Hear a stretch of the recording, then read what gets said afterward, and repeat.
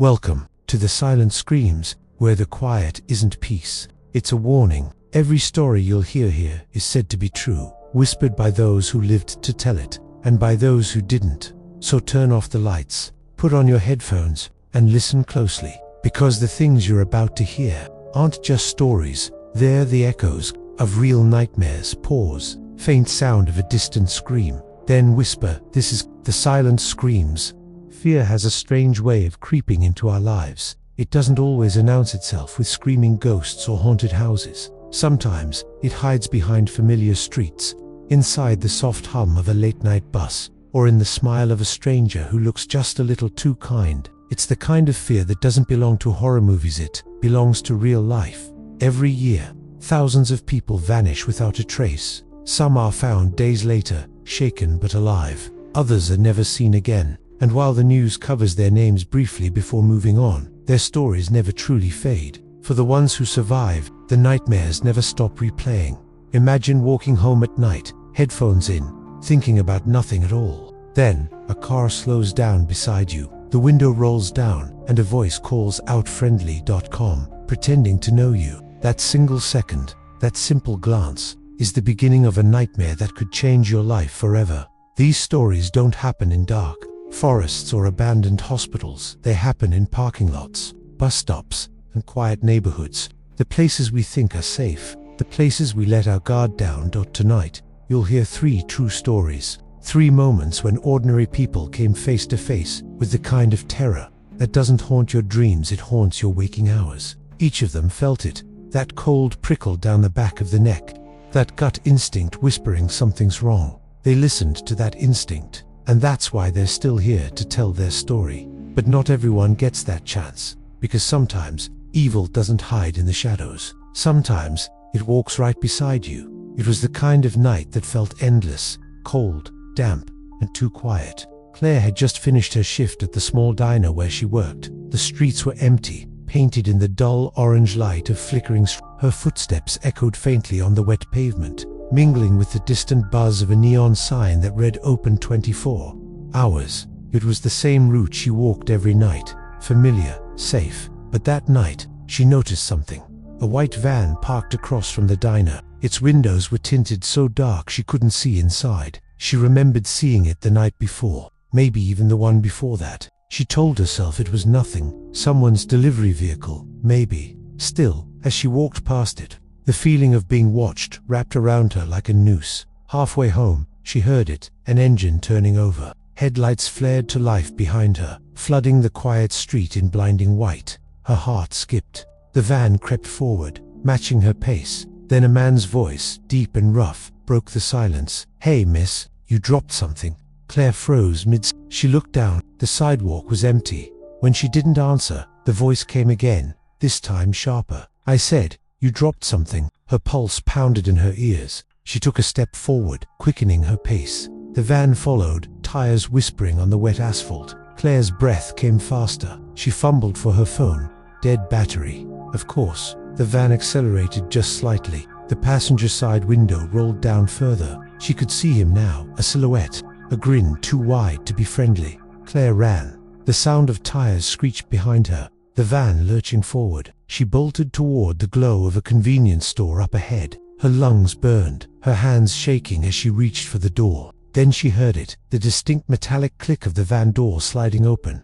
A second voice, a second pair of footsteps. She screamed. The clerk inside looked up, startled, just in time to see the 2 men freeze in the glare of the store's fluorescent light. They jumped back into the van, slamming the door. Tires screeched, echoing through the street as they vanished into the night. Claire collapsed on the floor, sobbing that van was never found. The moment Claire started to run, her world collapsed into sound, her heartbeat pounding louder than her footsteps. The screech of tires cutting through the night, the echo of her name shouted by a voice that didn't belong to anyone she knew. She didn't look back. She couldn't. Every instinct in her screamed that if she turned around, something unspeakable would happen.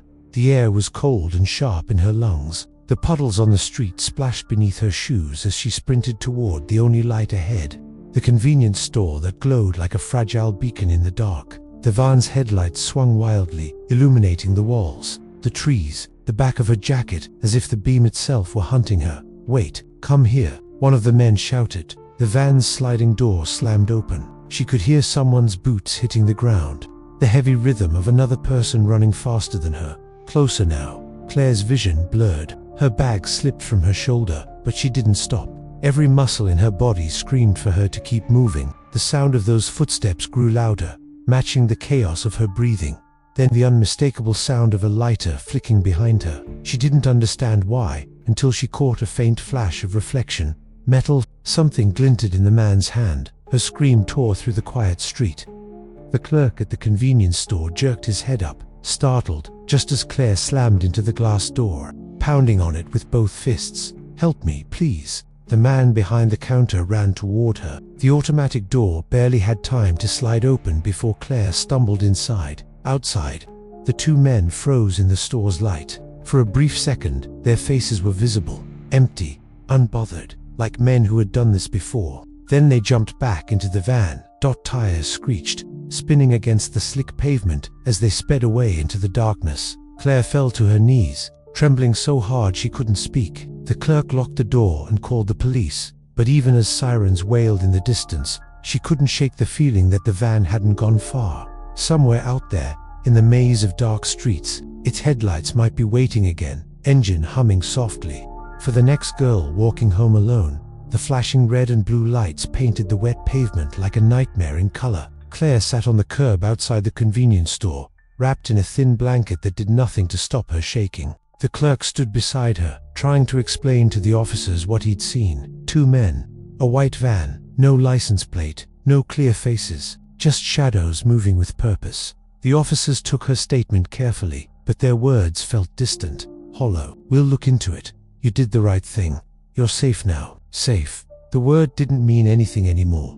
That night, when Claire finally got home, she double-locked the door, checked the windows twice, and slept with every light on. But even then, she kept hearing it, the soft hum of an engine, the click of a sliding door, the sound of boots splashing through water. Her body would tense at every noise. Every car that passed outside made her heart stutter. Days turned into weeks, and the police never called back. The case faded like a rumor no one wanted to believe. The only reminder was the white van that people sometimes said they saw idling near the highway late at night. Same make, same dents, same missing plate. Then, a week after Claire's encounter, the news broke. A young woman from the next neighborhood had disappeared. Last seen walking home alone, around midnight. Same route, same description. The van. Claire couldn't breathe as she read the article. The photo of the missing girl stared back at her, smiling, alive, unaware. Claire called the police, begged them to take another look, but all she got was silence and an apology. They told her not to worry, that it was probably unrelated, but she knew, because when she closed her eyes, she still saw those faces, expressionless, patient, predators waiting for the right moment. And she knew somewhere out there, that van was still prowling, the engine humming softly under the cover of night, searching for someone else who thought the streets were safe. Claire stopped walking home after that. She quit her job, moved away, but the sound of that engine never left her mind. Sometimes, when she's alone at a red light, and a van pulls up beside her, even for a moment, she still feels that same cold terror, creeping up her spine. Because you can run from the place, but never from the feeling that you were almost taken. Ethan had always liked the calm of late bus rides. There was something strangely peaceful about the city at night, the streets empty, the hum of the bus engine steady, the faint reflection of neon signs passing across the window. It was routine, predictable, safe, or so he thought. That evening, the bus was almost empty. The usual crowd of tired workers and college students was gone. Only the driver, an old man wearing headphones, and another passenger, a man sitting all the way at the back, shared the ride. Ethan took his usual seat in the middle, plugged in his earphones, and rested his head against the glass. But after a few minutes, he began to feel something strange, the distinct sensation of being watched. He turned slightly, catching the man's reflection in the dark window. The man wasn't looking out the window. He was staring directly at him. Ethan quickly looked away. Maybe it was nothing. Maybe the guy was just lost in thought. He turned up the volume on his music and tried to ignore it. But as the bus rolled on, he noticed movement in the reflection. The man had changed seats, 2 rows closer. Ethan's chest tightened. He tried not to react. He stared straight ahead, pretending to scroll through his phone. But when the bus stopped at the next intersection, the man moved again, one row closer. His reflection loomed just over Ethan's shoulder now. Something about him was off. His eyes didn't blink. His hands rested flat on his knees, still as stone. When Ethan dared a glance to the side, the man smiled, a slow, deliberate stretch of his lips that didn't touch his eyes. "You remind me of my son," the man said softly. His voice was calm. Too calm. Ethan froze. His headphones suddenly felt useless, the music fading beneath the weight of the man's words. "You live near the park, right?" Every part of Ethan's body went cold. He hadn't said a word to this man. He hadn't even looked at him before tonight. How did he know that? The bus jolted forward again, its lights flickering. Ethan yanked the cord, signaling the driver. He didn't care where they were, he just needed to get off. The driver nodded lazily. The bus slowed. As the doors hissed open, Ethan stepped into the cold night air. He turned left toward the main road, where streetlights and distant traffic offered some comfort. But when he glanced across the street, he saw the man again, stepping off the bus to... He didn't cross. He didn't call out. He just walked parallel to Ethan, matching his pace step for step, eyes fixed on him through the dim yellow glow of the lamps. Ethan's hands were shaking as he shoved them into his jacket pockets, pretending to be calm. Every step he took echoed too loudly on the cracked sidewalk, bouncing between the rows of dark houses. Across the street, the man's silhouette moved in perfect rhythm with his own. Whenever Ethan slowed down, the man did too. When he sped up, so did the shadow. The night was too quiet. No cars passed. The hum of the bus had already faded into the distance, leaving only the faint rustle of leaves and the sound of boots scraping pavement. Ethan's heartbeat filled the silence, deep and uneven. He reached the corner and turned sharply, hoping to lose him. For a moment, he dared to glance over his shoulder. The street was empty. The man was gone. Relief washed through him, shaky but real. He exhaled, forcing a nervous laugh. Maybe it was all in his head. Maybe the guy just happened to get off at the same stop. Then he heard it. A soft, deliberate whistle, coming from behind him. Ethan froze mid-step. The sound was faint but clear. A low tune repeated twice, slow and mocking. He turned around, scanning the dark street, but there was nothing. The air felt heavy, like it was pressing down on him. He started walking again, faster now, eyes darting from shadow to shadow. At the next intersection, he saw headlights approaching. A car. He stepped closer to the curb, ready to wave it down, maybe ask for help. But as the car passed under the streetlight, he saw it, the same man from the bus, now sitting in the passenger seat. Their eyes met through the window. The man smiled again. This time, he raised his hand slowly and waved. Ethan's breath caught in his throat. The car didn't stop.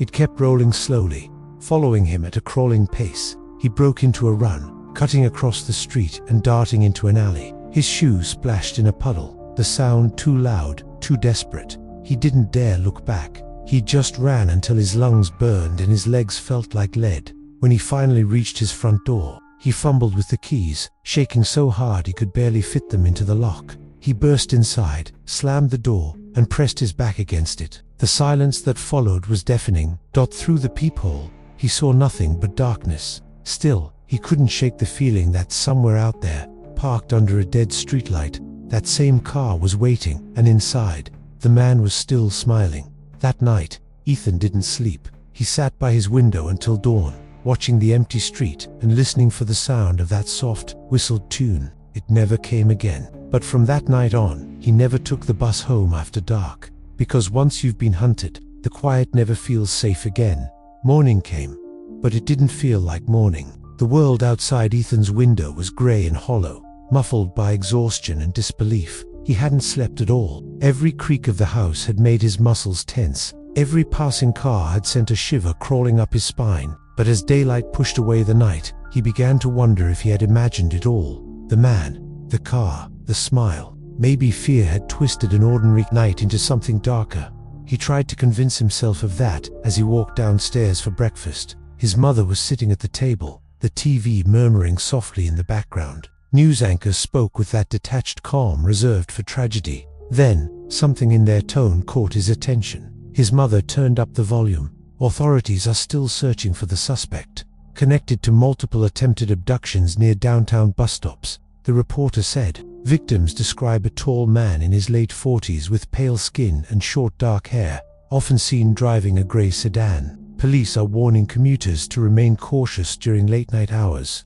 The screen flickered and a blurry security photo appeared. A man stepping off a bus, half turned toward the camera. Even through the grainy image, Ethan recognized him instantly. That face, that smile, that same dead stare that had followed him through the glass. The cereal spoon fell from his hand, clattering against the bowl. His mother looked up. "Ethan, what's wrong?" He couldn't answer. His throat had gone dry, his voice trapped somewhere between disbelief and terror. "It's him," he whispered finally. "That's the man from the bus." The color drained from his mother's face. She turned toward the TV again, eyes wide. As the reporter continued, police believe the suspect uses public transportation routes to follow potential victims before attempting abductions in isolated areas. "If you have seen this individual, please contact authorities immediately." Ethan didn't move. His mind replayed every second from the night before. The stare, the whistle, the car slowing beside him. The only thing standing between him and whatever that man had planned was the decision to get off the bus early. If he hadn't pulled that cord, he didn't leave the house for 3 days. When he finally did, it was in broad daylight, always surrounded by people. He never took the bus again, and sometimes, when he passes a bus stop, he swears he still sees that same man sitting there waiting, not moving, just watching the next passenger step aboard. The desert stretched endlessly before them, miles of cracked earth and dying scrub, glowing red beneath the sinking sun. Samantha and her roommate Lily had been driving for hours, the kind of drive that numbs your thoughts and makes every shadow feel alive. The highway was empty, an endless strip of asphalt cutting through nowhere, when they spotted the small diner sitting alone by the roadside, its neon sign flickering weakly against the twilight. It felt like salvation. The bell above the door jingled as they stepped inside. The air smelled like coffee and dust. A lone waitress behind the counter gave them a tired smile. "Be careful driving tonight," she said as she poured their drinks. "Some strange folks been hanging around lately. Not safe for 2 young girls out here." They both laughed it off. Warnings like that were part of the road trip experience. After all, they'd been on the road for days, and nothing bad had happened yet. Dinner was simple, pancakes and eggs, eaten under buzzing fluorescent lights that hummed too loudly. When the check came, Samantha paid while Lily scrolled through her phone, laughing softly at something. They stepped outside together into the cool desert air, stars beginning to break through the horizon.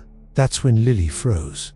"Wait," she said, patting her pockets. "My phone. I think I left it inside." Samantha sighed, teasing her. "You and that phone. Go grab it, I'll start the car." Lily smiled, rolled her eyes, and jogged back toward the diner. Samantha got into the driver's seat, turned on the ignition, and let the soft hum of the engine lull her into thought. A few minutes passed, then 5. Samantha checked her watch. Then the diner. The lights still glowed inside, but Lily hadn't come out. She leaned over the steering wheel. Squinting toward the windows, she could swear she saw movement. A shadow passing by the counter. Maybe Lily was just talking to the waitress. Maybe she dropped something else. 10 minutes. Her unease deepened. She killed the engine, stepped out, and called toward the diner. "Lily, come on, let's go." No answer. The highway behind her was dead silent. No cars, no wind. Just the low electric buzz of the diner's sign flickering above. For the first time that night, Samantha realized how alone they really were. Started walking toward the door. And that's when she noticed the faint red smear on the handle. Samantha's breath caught in her throat as she stared at the faint red smear glistening on the diner door handle. It wasn't much, just a thin streak, almost easy to dismiss, but the way it glowed under the flickering neon sign made her stomach twist. She hesitated, her hand trembling before she finally pushed the door open. Inside, the diner was still lit, but something was wrong. The hum of the refrigerator had stopped. The ceiling fan above the counter hung motionless, and the music that had been playing earlier was gone. The silence was suffocating. "Lily," Samantha's voice cracked as it echoed through the empty room. "No answer." Her shoes squeaked faintly against the linoleum floor as she stepped further in. 2 half-finished plates still sat on the counter, their food untouched since she and Lily left. The waitress's coffee mug was tipped over, a dark puddle seeping toward the edge. Her phone's flashlight cut through the dim light. revealing details she wished she hadn't seen. A chair slightly knocked over, a napkin on the floor with smudged fingerprints, and something else, a faint trail of footprints leading behind the counter and through a swinging door. Samantha followed, calling Lily's name again. Her voice trembled. "This isn't funny. Come on, we need to go." The door creaked open to reveal the kitchen empty, metallic, cold. Another door stood at the far end, cracked open just enough to show the outside darkness beyond. She stepped closer, her flashlight trembling in her hand. That's when she heard it, a phone ringing, faint, distant, but unmistakable. Lily, she followed the sound through the back door into the open desert air. The smell of oil and dust hit her nose. Behind the diner, the world was pitch black except for the pale beam of her flashlight. The ringtone grew louder, echoing off the emptiness. She turned toward the sound and froze. There, lying half buried in the dirt, was Lily's phone. The screen was cracked, the flashlight still on. The wallpaper was still her smiling face. Samantha's knees nearly gave out as she picked it up. The ground around her was disturbed, uneven, as if someone had dragged their feet through the sand. There were footprints, but not just one set, two, maybe three. Her flashlight flickered. She spun around, scanning the emptiness, her breathing ragged. Nothing, just miles of desert and a single diner light flickering faintly behind her. But as she turned back toward the building, she saw something that made her heart stop. The diner lights were off now, completely dark. Someone had turned them off. When people talk about monsters, they imagine creatures that crawl out from the dark, ghosts, demons, shadows that vanish with the morning light. But the truth is far more terrifying, because real monsters don't hide under your bed. They walk among us, they breathe, they smile, they wave, and sometimes they look perfectly ordinary. Claire thought she was walking home. Ethan thought he was just riding the bus. Samantha thought she was sharing a meal with her best friend. Each of them trusted the quiet of the night, believing that the danger was far away. But danger doesn't always roar. Sometimes it whispers. The van that followed Claire was never found. Police labeled it as an attempted abduction and filed it away. Another case lost in the noise of 1,000 others. The man on the bus was caught months later, arrested after another attempted kidnapping. He had a list of addresses, names, and bus schedules written neatly in a notebook. And the diner, the one in the Arizona desert, was shut down. When authorities arrived, they found the waitress's car still parked out back, her keys inside. She was never seen again. 3 stories, 3 narrow escapes, but the truth that ties them together is simple. Evil doesn't need a reason. It doesn't always come from some tragic past or supernatural curse. Sometimes it's just there, waiting, patient and hungry, hiding in plain sight. For every Claire who ran fast enough, for every Ethan who pulled the cord in time, for every Samantha who lived to tell her story, there are others who didn't. People whose names never make it to the headlines. People who disappear quietly into the spaces. We stop paying attention to the late-night streets, the empty bus seats, the quiet diners on forgotten highways. So when you walk home at night and the street behind you goes silent, when the bus is emptier than usual, or when someone you don't know smiles just a second too long, remember their stories. Because real horror isn't the ghost that haunts you after you sleep. It's the one that watches you while you're still awake.